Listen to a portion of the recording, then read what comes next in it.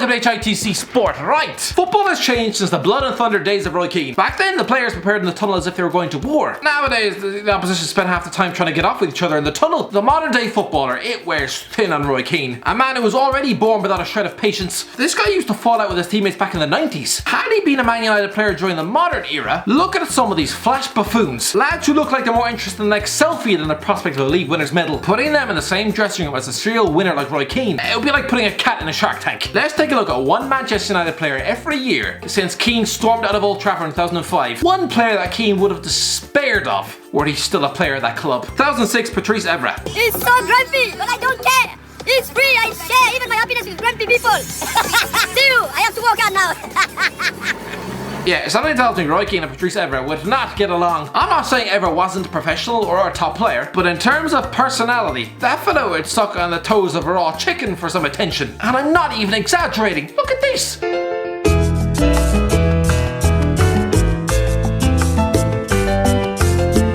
Even when working together on Sky Sports, Keane looks like he wants to rip off his ears and feed them to the cat. Put these two lads together in the same dressing room. If Keane was greeted with that same obnoxious laugh every bastard morning, I'd fear for Evra's safety. 2007, Gabriel Heinz. Alright, for those of you who think I'm needlessly picking on Gabriel Heinz for no reason, declaring that he'd be despised by Roy Keane with absolutely no shred of proof, how's this for a headline? Roy Keane knocked me out, reveals former Man United defender Gabriel Heinz.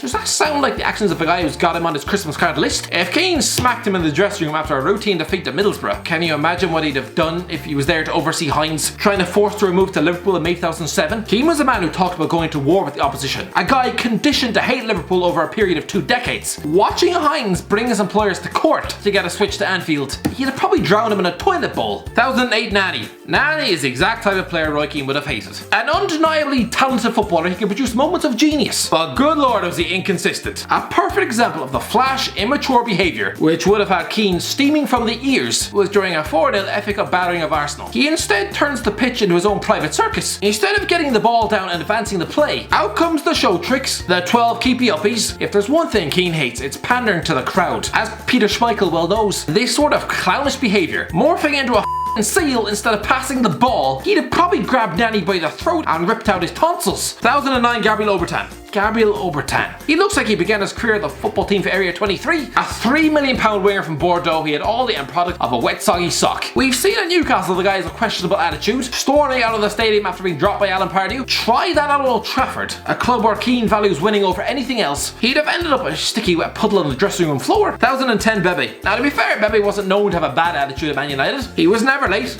Nothing. It was just terrible. And Keane has a built-in violent allergy to mediocrity. Except instead of sneezing, he shouts in their face. According to Eric Jemba, Keane used to insult him on the training pitch. What do you think he'd have said to Bebe every time he missed control of the ball? Which was every bastard time. 2011, Ashley Young. If Ashley Young is a Man United player, then I'm a Chinaman. Well, this is obvious. As soon as Ashley Young wound up at Old Trafford, he started diving like a lunatic. Keane even said he hoped senior players would get a hold of him. Make no mistake about it, had Young been fortunate enough to be a Man United player while Keane was at the club, if he even attempted that sort of nonsense, that type of behaviour that would drag this club's name through the mud, Keane would have probably fed him to the pigs. Keane would have destroyed him. But whether that's trying to forge a case as soon as possible, actually trying to hit it before the end of May. If you'd like to help out on that journey and somehow get this channel there, you'd be the greatest person of all time. 2012, Tom Cleverley. Why? Because he was f***ing shit. Next! Now to be fair, okay, Roy Keane did actually have his run-ins with Tom Cleverley. While assistant manager at Aston Villa, the midfielder was so goddamn bang average that apparently Keane turned up at his house, ringing his doorbell for 15 goddamn minutes. I'm guessing Cleverley spent that evening hiding in his attic. Had Keane instead chose to stay parked outside, he'd have probably stayed up there longer than f***ing Anne Frank. I immediately regret that comment. 2013, Wilfried Zaha. There is a reason why Wilfried Zaha did not make it at Man United. Sure, the existence of David Moyes did not help, but listen to this for excuses. Me going to a big club when I was 19 or 20, I didn't know what to expect. How to behave, whatever. I was just a youngster who wanted to do tricks. I didn't even care about end product, really. Didn't even care about end product. Oh, I'm sure Keane would have loved you. The club hadn't given me a car, like every other player. Nothing. This guy is blaming his Manchester United demise on the fact the club never bought him a bastard car. Just 30 seconds after saying he didn't care about end product? Oh, Roy Keane would have loved you. Christ, if he even dared mutter that on the training pitch, he'd probably currently be a bag of bones buried 6 feet under the Carrington Road. 2014, Danny Welbeck. Well, believe it or not, Roy Keane did actually play with Danny Welbeck once.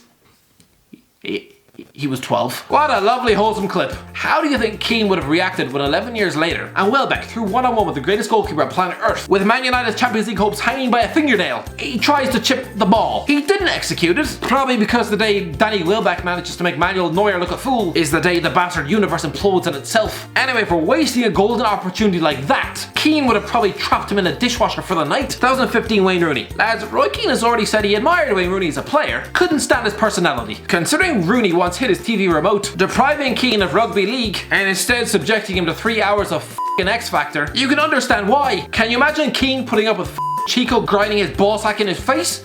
I can't. But in 2015, when a struggling, out of shape Rooney was not only filmed getting knocked out by Phil Bardsley, but also slapping a WWE wrestler, I'm pretty sure Keane would have something to say. 2016 Memphis Depay. I stay humble, but I'm next.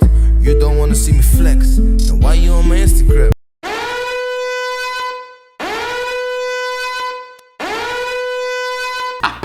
This guy, while producing the end product and work rate of a floppy pillow, was driving around Manchester in flash cars, turning up to Carrington training wearing a leather jacket and a cowboy hat. And that was after a defeat to Stoke. Keane used to think Damien Delaney was too flash at Ipswich, and all he did was just wear his baseball cap back to front. If he thought that was too flash, what the f does he think of a guy with this monstrosity painted on his bastard back? Yes, David Beckham loved the limelight and probably visited the tattoo parlor twice every week, but he at least backed it up with performances on the pitch and the almost dedication on the training field. Depay was a £20 million lump of disappointment and acted as if he was a superstar. Honestly, the thought of these two guys sharing a dressing room, there'd have been decapitations. 2017 Paul Pogba. Well, we don't need to guess. We know Roy Keane has a major problem with Paul Pogba's attitude. And not just Pogba, modern players in general. This guy was supposed to be a Man United captain, the modern day version of Roy Keane. Can anyone remember Keane bringing out his own emoji, getting 6 different haircuts a week, having his agent talk of a move to Man City mid-season, hugging the opposition in the tunnel, celebrating like an epileptic seal? Do you know how Roy Keane used to celebrate goals? With a manly fist pump. Pogba dances around like a drunken cocktail waitress on her hen do. Keane said players were glued to their phones back when he was finishing up in 2005. Back then all they could do was play Snake, coming in after a bloodthirsty game against Arsenal or Chelsea, and being forced to watch the likes of Pogba and Lingard dance around on Instagram without a trophy to show for their efforts. There'd have been murders. 2018 Fred. Yeah, fair enough, Fred has turned around at Man United, but during the start of his £52 million reign of terror, Keane was not pleased. He's already tore his life apart on TV. His insipid, laboured displays in the centre of the park.